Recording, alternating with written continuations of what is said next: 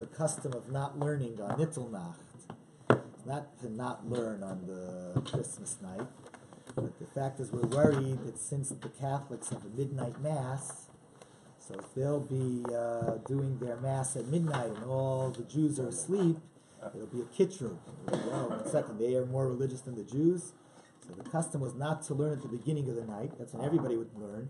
People felt bad. I didn't learn my normal thing. They'd wake up at midnight so that the Jews would be learning to counteract the midnight mass. So we have to, the extra learning, that's our counteracting of their Avodah Zarah, and it should be a protection for Jews all over the world. Rashi tells us, Torah Megino Matzla, Torah protects us. That's what keeps the Jewish people going. It helps the whole world. Okay, we are on Chav Zayin Amud Beis. We are dealing with the laws of Shechita. Let's begin again the topic of today, which is Shechita in birds. Is there a law of shechting birds mida oraisa? The Mishnah began by telling us that one who shechts a bird, if he shechted the majority of one pipe, it's okay. One who shechts animals, if he shechts the majority of both pipes, the trachea and the esophagus, or I'll call it the windpipe and the food pipe, that's okay. But what about, is that a biblical law or a rabbinic law? So let's start again here. 1, 2, 3, 4, 5, 6, 7, 8, 9 lines from the bottom. Our learning should be a merit li nishmas. Yirachai, Nachama, Bracha, Bastav, and Mordechai. Amar Rabbi Yehuda, Mishum, Rabbi Yitzchak ben Pinchas. Rabbi Yehuda taught in the name of Rabbi Yitzchak ben Pinchas. Ein shchita lof min haTorah. There's no law of slaughtering a bird mida oraisa, biblically. Thank you. The slaughtering of the bird is a rabbinic law. Biblically, you could just take the bird, pop it on the head, it dies, squeeze it to death, that's fine, and you can just eat it. Because the verse says, V'shafach, and he will spill the blood. The verse says, V'ish ish mibnei Yisrael min hager agar b'socham, and any man from the Jewish people and from the strangers living in their midst, asher yatzud seid chaya o oaf, who will trap a wild animal or a bird, asher yachil, that can be eaten, v'shafach es damo, when he spills his blood, v'chiso be'afar, he should cover it with dirt. This is a mitzvah, the mitzvah of kisi adam. The Sefer HaChinuch says, I think he says that the reason for the mitzvah is Hashem wants us to be people of a little bit of restraint. So when we kill an animal, we have to first, cover the blood, not rush right away to eat. First show that we have a mitzvah to do. Anyway, that's the mitzvah. We kill and we slaughter the wild animal or the birds. It doesn't apply to domesticated animals. If somebody were to slaughter a cow, he doesn't have to cover the blood. But if somebody slaughters a chicken or a deer, then there's a mitzvah to cover some of the blood with dust, with sand. So that's this pasuk. The pasuk talks about the shafach estamo, spill his blood. What are you saying, Rabbi? It says no shech here, just kill it? Yeah, midoraisa, biblically. Biblically, a bird doesn't need to be slaughtered. Biblically, the bird can be just killed. Spilling the blood, that's already enough. A bird meaning like chicken too, the same Chicken, duck, goose, all the pigeon. Well, there's a new opinion. Old opinion said it was too. Right? That's correct. Right? That's correct. This is the new opinion, right? Ellie's pointing out this would be like fish. So we said, yes, we have fish. They don't need any shkita, right? So this is biblically like fish, right? Very good. Because the verse says, V'shafach, that means V'shvicha ba'al masagi. It's enough just to spill the blood. So Gemara said, 1 second. That verse is not only about birds. It's chaya o'of. Yach chaya nami. So let's say that a wild animal, a deer, a goat, a deer, I don't know, some other wild animal. Antelope, bison, very good, bison. The wild animals also, you shouldn't need to have shkita biblically. Biblically, you can just take a mallet and pound it on the head. That would be enough. So the Gemara says, no, iskash lipsuya muktashim. The Torah says that if you have a carbon, then the carbon gets a blemish. So then the Torah says, once it's blemished, it can't be offered as a sacrifice in the Beit HaMikdash. Once it can't be offered as a sacrifice in the Beit HaMikdash, you can eat it katzvi v'cha'ayal. You can eat it like the deer and like the ayal, like the, also a wild animal, ibex. You can eat it like the deer and the ibex. So the Torah says that the psuya mukdashim, the carbon that's no longer usable, is like a wild animal. Now, carbon always has to have regular shchita. It says v'shachat, it says v'zavach. So a carbon needs a regular shchita. That means a wild animal also needs a regular shchita. And secondly, Gemara says, if that's your source, that a wild animal needs a regular shchita, but birds were also compared to animals. We just said it yesterday. There's a verse that talks about animals, birds, and fish. So my answer is that as it says those two are sabehema v'ov. So I said, nope, but in terms of the comparison of birds to animals, they'll say, Yehuda will say in the name of Rabbi Yitzchak, Haksiv v'shavach es tamo. The verse says that about the birds will just spill the blood. So I said, still the question. Well, my chazis, where did you see the shadile al oaf? That you throw this word v'shavach es tamo about the birds. Shadi achaya, throw this word v'shavach es tamo to the wild animal, which is also mentioned in that verse. And so the Gemara Mistaber makes more sense that the word v'shavach is referring to the bird, because that's what it had been discussing over there in Parshat Shmini in the book of Vayikra. Says the Gemara, now this is a really novel idea. Everybody's having a hard time with it. Baruch's having a hard time. The idea is that a bird doesn't need shchita, biblically. Okay, rabbinically they said do shchita, but biblically it wouldn't need shchita. Basically, I'll challenge you. We are now 4 lines from the bottom. We learned Hashochet. Now, the law of Kisi Adam, of covering the blood, is only when there is shchita. But if there's no shchita, if the bird is killed in some other way, there's no law there to cover the blood. It's only a law that the shchita has to be covered. So one second, we learned Hashochet, if somebody is slaughtering, Vinis Navla Biyado, and the shchita didn't work out. It became a nevela. Remember, there's another point important for our Gemara. What's the difference between nevela and treifa? Nevela is an animal that was killed without shchita. Treifa was that there was a good shchita, and that has an impact. It takes away tumas nevela, it takes away the impurity of nevela. But now when you look inside the animal, you see that it's got one of the 24 problems in the anatomy that would make it into a treifa. Maybe there's a hole in the membrane around the brain, there's a hole in the lungs, the spine is broken, all the bones are broken, the organs are crushed, whatever it is there. Problems inside, but there was a good shchita. So we learned, Hashochet, if somebody slaughters, Vinis Navla Biyado, and then while doing the shchita, it got ruined, it became an nevela.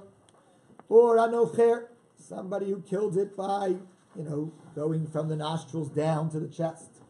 Hama'aker, someone whose knife hooked the pipes and he tore the pipes out instead of slitting them.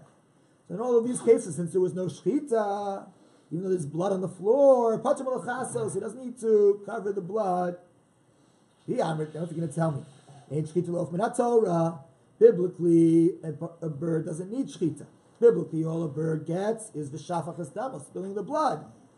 And that verse of v'shafach es damos is about the law of covering the blood of a bird.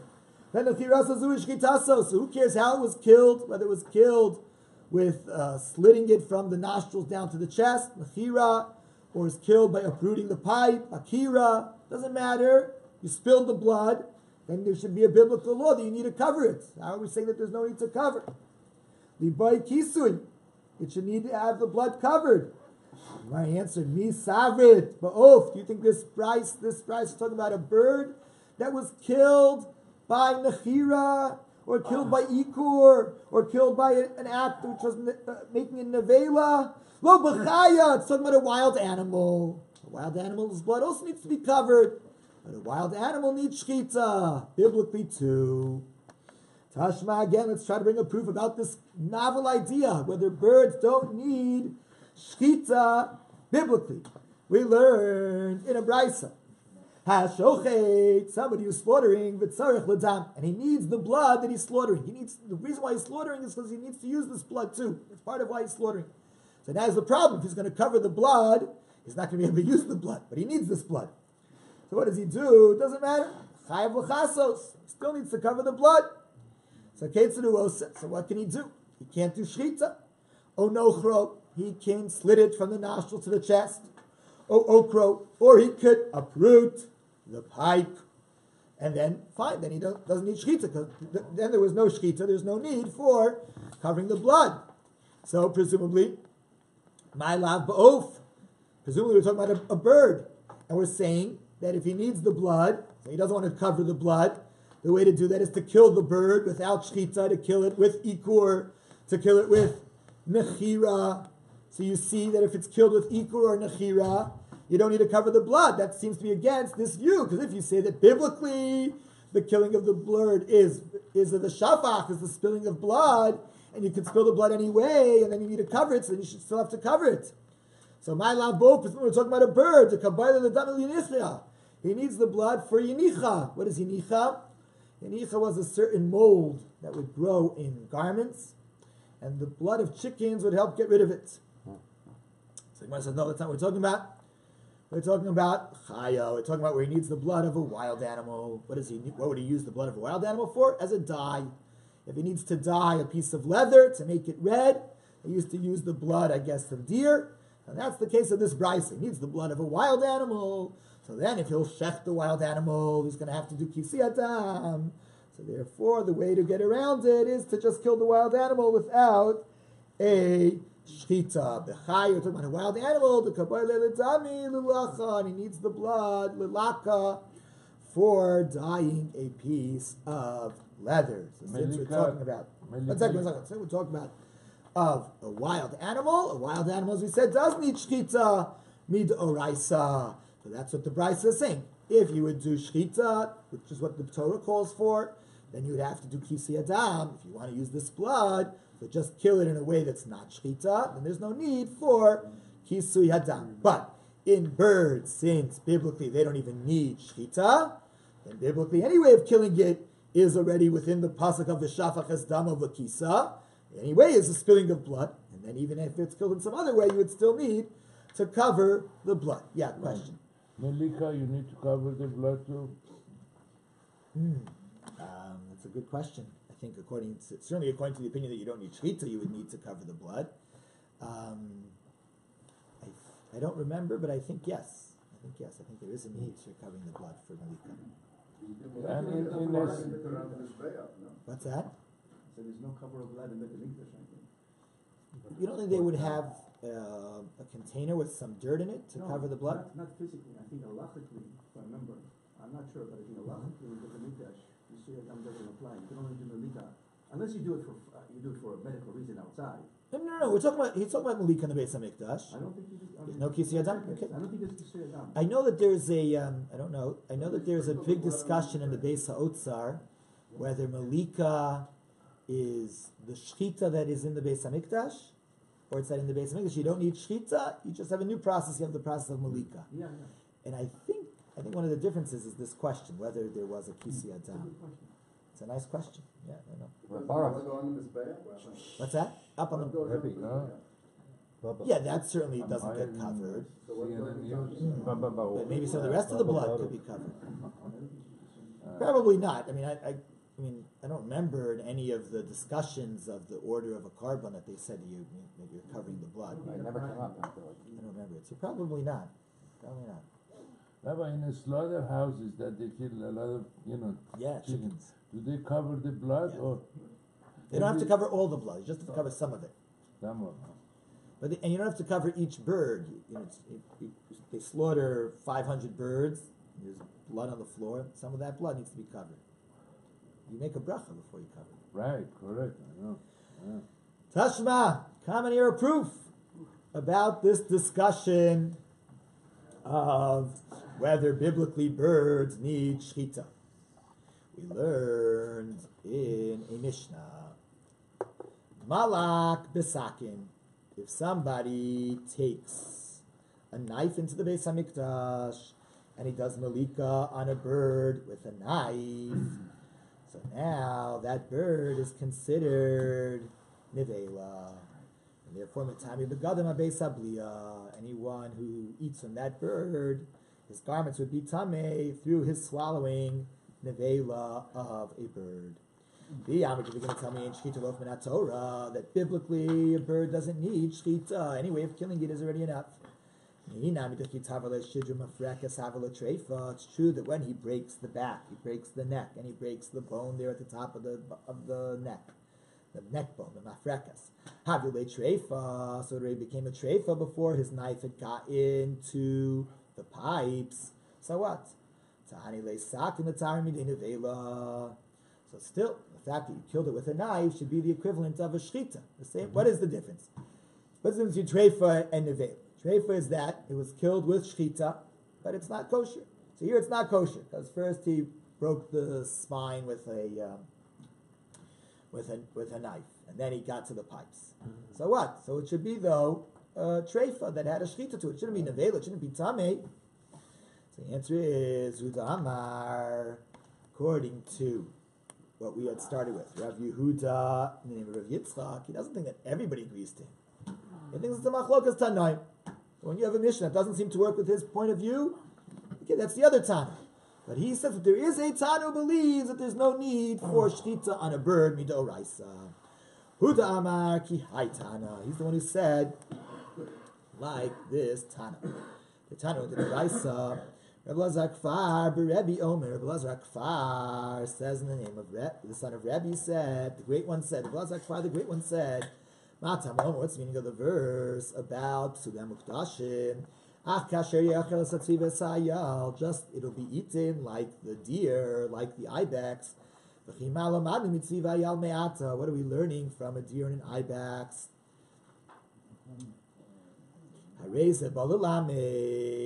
really, even though it seems that we're comparing, we're saying we're going to learn to Psudei Mukdashim from deer and ibex. Really, Nimtza Lamed, we're really learning deer and ibex from Psudei Mukdashim. It's saying that the deer and the ibex are like a carbon that now has a blemish. Just like carbonos are to be slaughtered, even once they have a blemish, they have to be slaughtered. So too, a deer and an ibex need to be slaughtered with shchita. Okay, so that's how you know that deer and ibex need to have shchita. However, completes Rabbi Zev Reichman, va'of ein lo shchita midivrei Torah, ela midivrei sofrim. A bird does not need shchita midoraisa biblically. A bird only needs a shchita rabbinically. So that's the view that Rabbi Yehuda was following. Rabbi Yehuda was following this view. He's like Rabbi Zev Reichman. So one second, Ma Tana the Polygal Rabbi Zev Reichman. Who's the Tana who disagrees with the Rabbi Zev Reichman? There has to be a Tana who disagrees. That's the Tana who told us that when there is a knife doing the malika, the bird has tumas nevela. If you believe that birds don't need shchita midoraisa, any way of killing a bird is the shchita of the bird, so then there should never be tumas nevela in a bird, because if you killed it, there was a shchita. It should be treifa, but not nevela. The answer is that Tana disagrees with the Rabbi Zev Reichman is Rabbi. That's Rabbi. The Tana is going to the Rabbi. Rabbi Omer. Rabbi says, "V'zavachta kasher tzivisicha." You are to slaughter the way I commanded you. The Lamed that teaches you as I commanded you. Hashem says, slaughter the way I commanded you. Where did I command you? That Hashem says, I told Moshe that there should be slaughtering in an animal of 2 pipes and slaughtering in a bird of a single pipe. I commanded you about slaughtering. So you see that Hashem commanded Moshe. It was biblical to do the shchita of birds on 1 pipe. And therefore, biblically, a bird needs to have shchita. Therefore, if the bird gets killed with a knife on the back of its neck, it's not a shchita, it is a nevela. That's the view that says that a bird that was killed on the back of the neck with a knife is not a treifa, it's a nevela. And someone who swallows it would become tamei. Even the clothing would become tamei. Which one is worse, Rabbi? Nevela or nevela? Nevela is worse. There's impurity. Oh. Yeah, yesterday they were asking a question whether you can check from the ear or from the other part. Correct. Following this exact logic, it becomes nevela. Correct. Ultimately, it becomes nevela. That's right. But actually, it depends if it died. If it died from that, it became nevela. If it didn't die, it became treifa. And it's just a blemished animal that's killed through the shchita.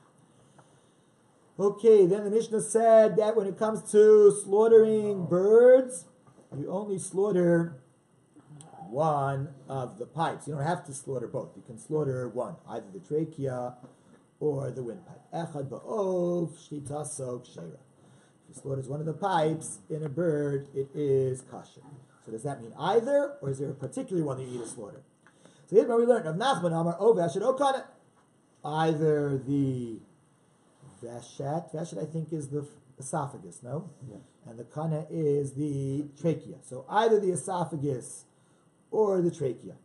However, Amar Veshet V'lo Kana. It has to be the esophagus, not the trachea, because the esophagus is the main pipe. That's the food pipe. That's the one that has to be slaughtered.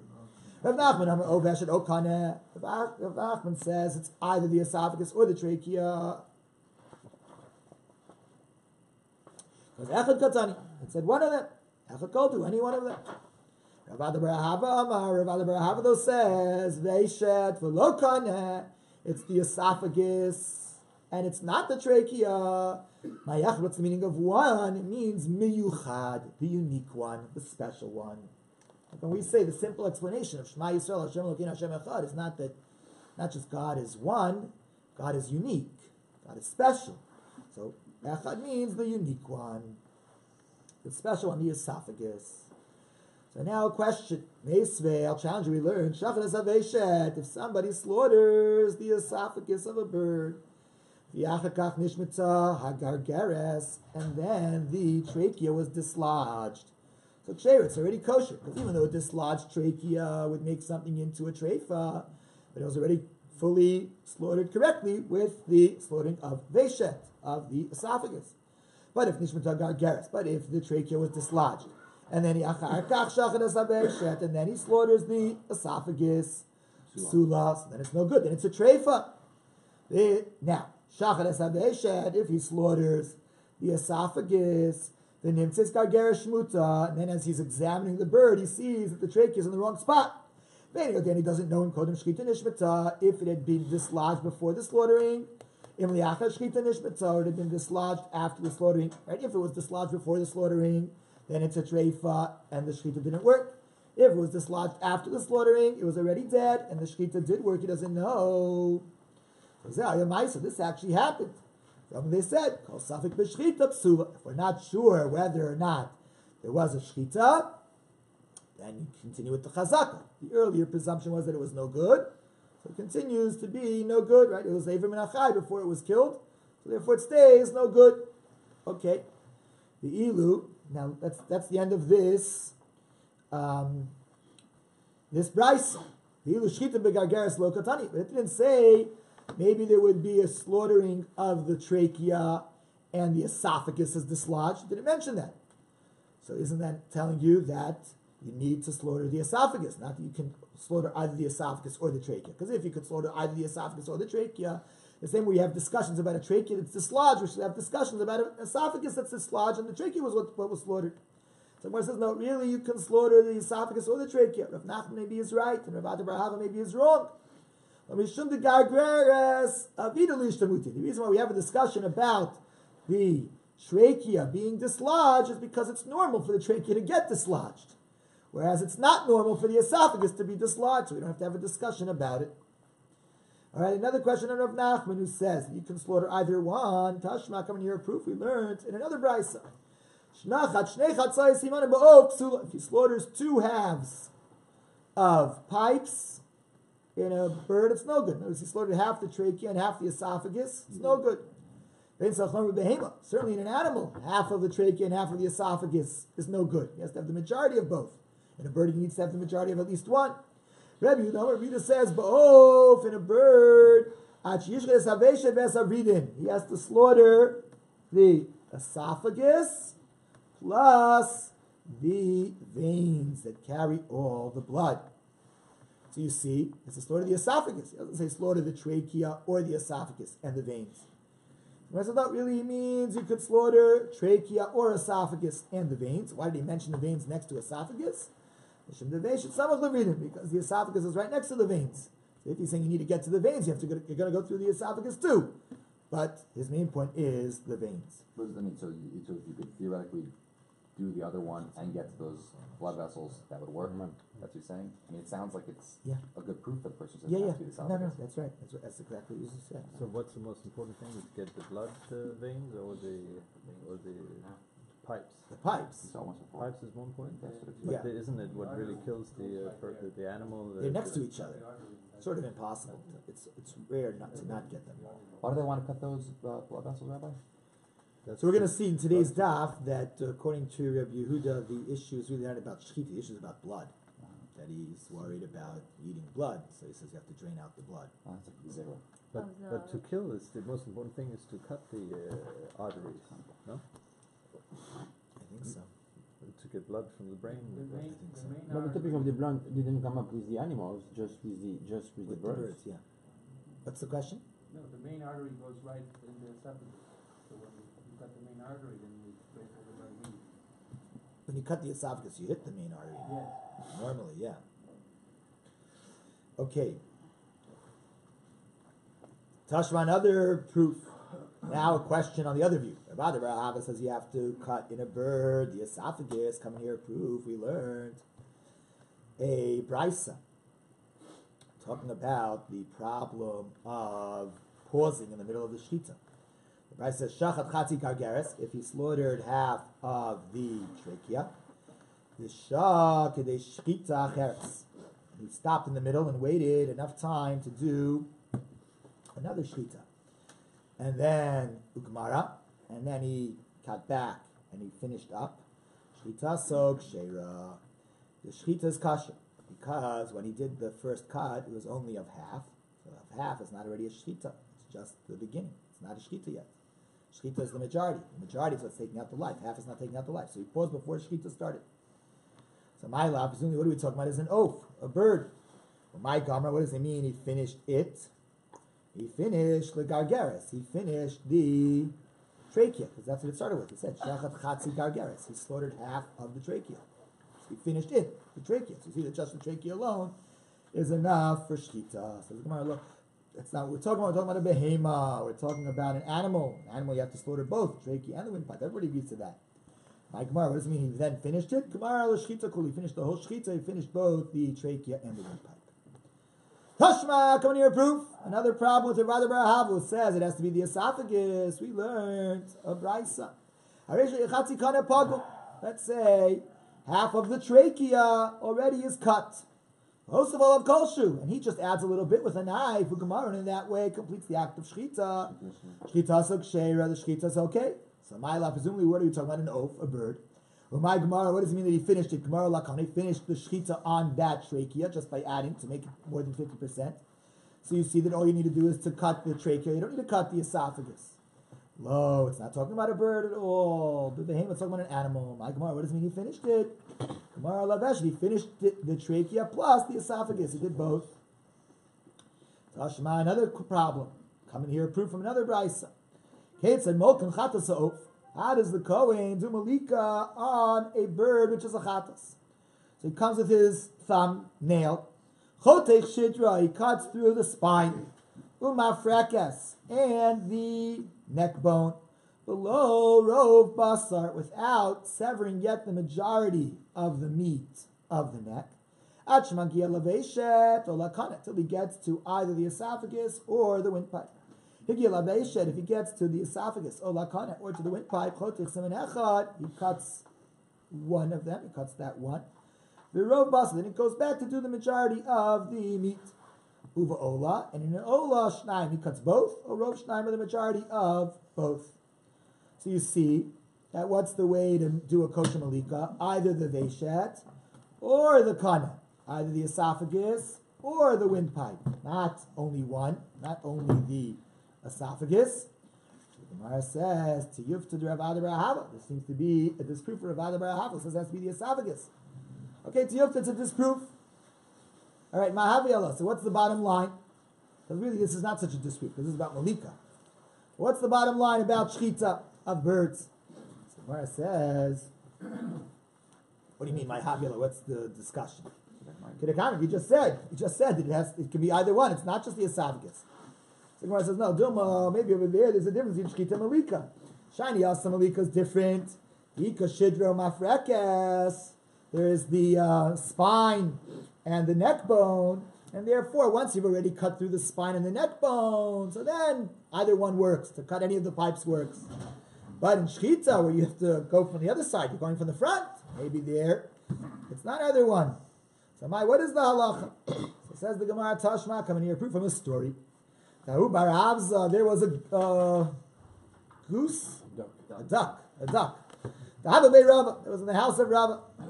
Asa, it came, kimemasmas kua dama, when its neck was filled with blood.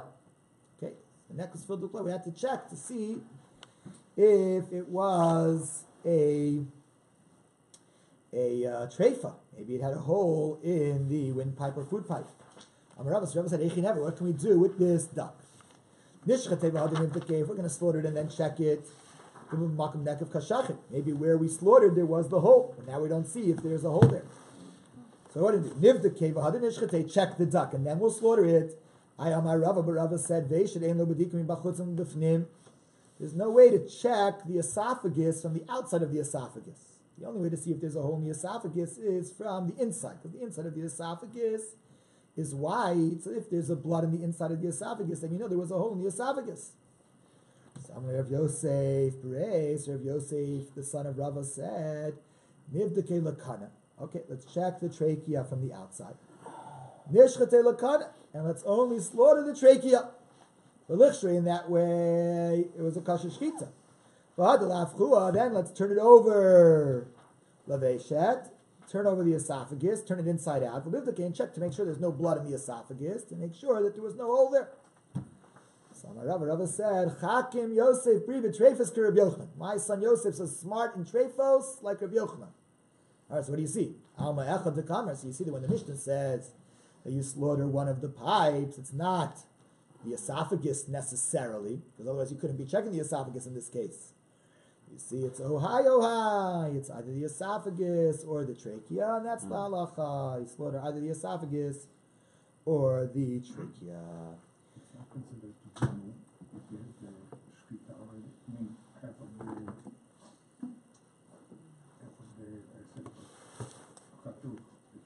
half of the half not. Rabbi Yehuda says that when it comes to shechting birds, you have to shecht the veins.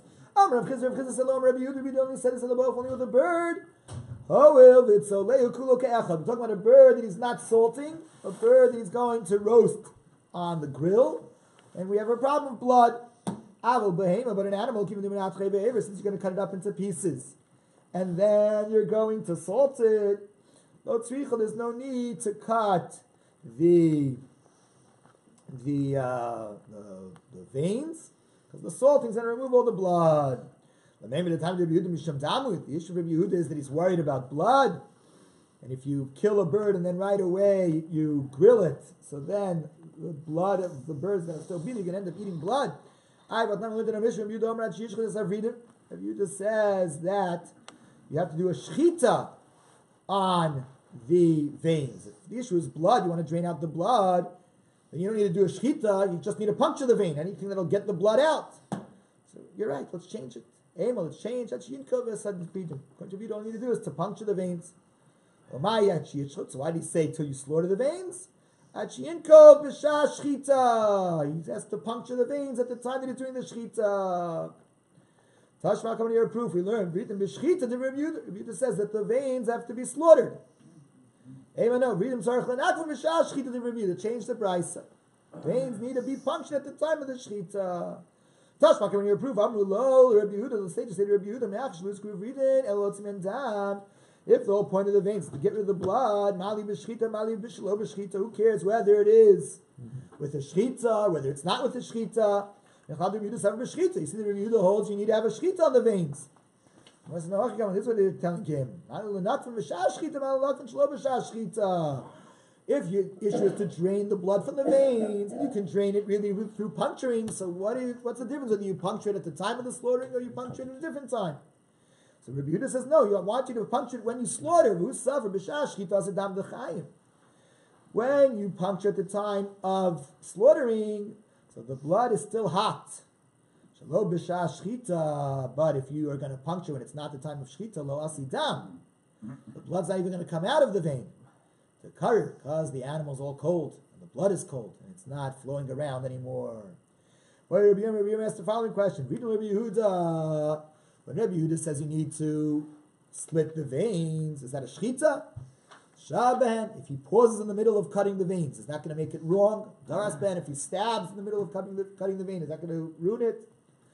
Now, what's the halacha? Amaleyahu Sava. So an old man said, Achim Rabbi Lezer said, Ba'ani others say, an old man said to Rabbi Lazar, Rabbi Yochanan said, it doesn't matter. You don't need it. It's not a shchita of the veins.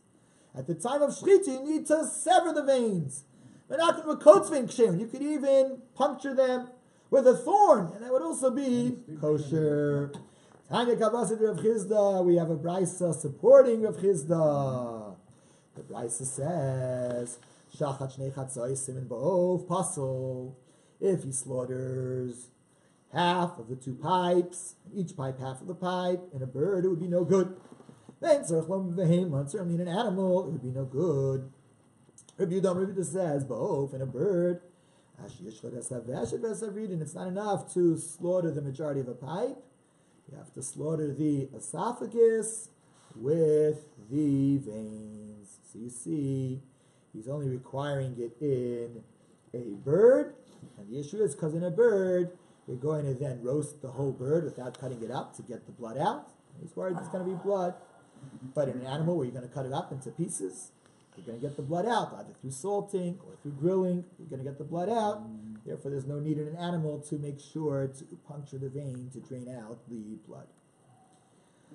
Okay, the Mishnah said, if a person slaughters chatzi echad ba'ov, half of a single pipe in a bird, the shechita is no good. It, when we learned, Rav said, mechza al mechza kirov. That whenever you do 50%, the full 50%, it's like the majority. So therefore, it sounds like he's saying if you shechted half of a single pipe, it would be fine in a bird, because it's as if the majority. Rav Kahana said, no, half is not a majority. And therefore, if he shechts half of a single pipe, the shechita is possible. Rav said, half of a pipe is like the majority. It's what Hashem told Moshe Rabbeinu. Don't leave the majority uncut. So once you did 50%, the majority is not uncut. 50% of a single pipe in a bird is not as if it's a majority. Because Hashem told this to Moshe, slaughter the majority. If you only did 50%, you haven't slaughtered the majority. So now I'm into the Mishnah. If a person slaughters half of one pipe in a bird, and 1.5 pipes in an animal, shchita so psula, the shchita is no good. If you're going to tell me if you're going to tell me that 50% is as good as the majority, on my apostle, why is it no good in the bird? He did the majority. The Gemara says maybe Midoraisa it is good. Midrabanan it's no good. The rabbi said you need to slaughter the majority. You can't just do 50%. Because if they would allow 50%, maybe you would do even less than 50%. You'll do even just 40% and think it's like 50%. But I thought you said in the bird you just have to do one. Right. But of that one, you have to do the majority of that one. Right, but here we're talking about 1.5, no? The animal. An animal. An animal would be 1.5. But then it also we're implying in the animal that we don't have to puncture the veins. This right. Is what No, but the point of the anatomy, as David said, it says the opposite here. But the anatomy is the vein is there. You can't get through 2 without getting through the vein. You have to go through 2. You have to slide. Okay, but it brings up the point that the law of the vein. The law of the vein is with the bird. The bird. That's right. Some poskim hold if you grill a whole lamb, like a little lamb, kaleh, you also have to do the same thing. It's the same concept. Right. Because you're not cutting it up. If you're doing the whole lamb. You're not cutting it up. So Amarav Katina, we need to do a shechita demonstration. Yeah. You know, bring a shochet with an animal and slaughter. Ouch. At least to better understand what's going on here. With all these parts of the anatomy. Like I said, we get to the 3rd parak with how to nikur, how to remove the get a nasha, the 7th parak, how to remove the vein and all of that. We have to see it. I don't even want to eat steak anymore after that. Rav Katina said, Tashma, come near a proof from the famous argument about, we know that an earthenware oven that becomes tamei becomes tahor by breaking it. So Tashma, come near a proof. Chilkol l'shnayim, if you break the oven into 2, vein shnavin, and the 2 pieces are equal, Shneim Tmeim, both of those pieces are Tameh. Because we can't be sure that each is 50%, so we don't know which one's the majority. Whatever is the majority is still Tameh. Saying maybe this is the majority, maybe that one's the majority. So 1 second, but if you could really measure and be 100% sure this is only 50% and that's only 50% of the vessel, so Horin, the vessel is tar. Now my term, why is it tar? According to this view, that 50% is like a majority, Zilhachi Karuba. So the one that's 50% of it is the majority. The Zilhachi Karuba, go to this one, it's also a majority. Rav Papa answered, it's not possible to have two majorities in one utensil. It's one utensil. I broke it up. It can't be that both this 50% is the majority, this 50% is the majority. It's not possible. You don't have the majority in both. That's what it's saying. If it would be in fact 100% or 50%, then each 50% would have the law of a minority. But in Shchita, we can say that the slaughtering of 50% of it is the same as the slaughtering of a majority of it. Okay, we'll continue with this discussion.